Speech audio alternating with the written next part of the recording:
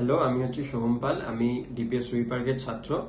Last 3 years ধরে আমি নীলাঞ্জন স্যারের কাছে পড়ছি জিরো কেলভিন এডুকেশনে।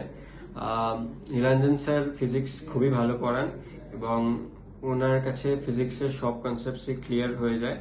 যে কোনো প্রবলেম ডাউট নিয়ে আসলেই উনি সেটা অনেক ডিটেলসে বুঝিয়ে দেন।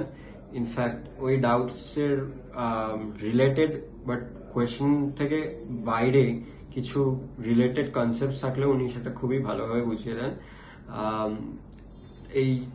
এই জন্যই আমি বলতে পারি যে আমার মানে এটা একটা বিগ ফ্যাক্টর ছিল আমার ফিজিক্স ভালো হওয়ার জন্য। যেই মেন্সে আমার র্যাঙ্ক ছিল 949 এবং আমি অ্যাডভান্সে কোয়ালিফাই করে র্যাঙ্ক পেয়েছি 2396।